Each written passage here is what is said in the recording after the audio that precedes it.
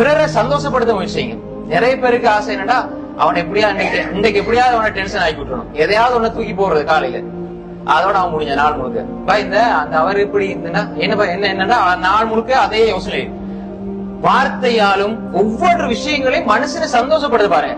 யார கண்டாலும் சலாம் சொல்லுங்க, புன்னகைத்த முகத்தோட சந்திங்க, அஸ்ஸலாமு அலைக்கும் வரஹ்மத்துல்லாஹி வபரகாத்துஹு சொல்லுங்க, அவங்க சலாம் சொன்ன பதில் சொல்லுங்க. அதே மாதிரி அவங்களுக்கு துஆ செய்யுங்க. முகத்துக்கு முன்னால நல்லா இருந்து போட்டு பின்னால அவங்கள பத்தி தப்பா தவறா பேசுறது அது முனாஃபிக்தனம். அது மட்டுமல்ல, அதனால் பாதிப்பு யாருக்குன்னா மறுமையில சந்திக்கும் போது வழங்கும். புரியுதா உங்களுக்கு? நீங்க நினைப்பீங்கன்னா பாருங்க எவ்வளவு நல்லா இருக்கிறாரு பேசும்போது, ஆனா பின்னுக்கு நம்மளை பத்தி தப்பா பேசுறாரு, இது மறுமையில நல்லா பாத்துப்போம். நாம அதை பத்தி பார்க்க வேண்டிய அவசியம் கிடையாது. நான் நல்லா இருக்கிறேன், அல்லாஹ்வுக்காக வேண்டி. நீ நல்லா இருந்தாலும் சரி, நல்லா இல்லாட்டியும் சரி, நீ என்னோட எப்படி நடக்கிற என்பதை வச்சு நான் நடக்க மாட்டேன். என்னுள் இருப்பதை நான் வெளிக்காட்டுகிறேன், உன்னுள் இருப்பதை நீ வெளிக்காட்டுகிறாய். உன்னுள் இருப்பதை வைத்து நான் வெளிக்காட்ட வேண்டிய அவசியம் எனக்கு கிடைக்காது. ஏன்னா எனக்கு அல்லாஹ் ரசூல் இப்படித்தான் சொல்லி தந்தாங்கன்னு வாழ்ந்துட்டு பாருங்க, எந்த கவலையுமே வராது. எனவே மனிதர்களை மகிழ்ச்சிப்படுத்துறது அல்லாஹ்வுக்கு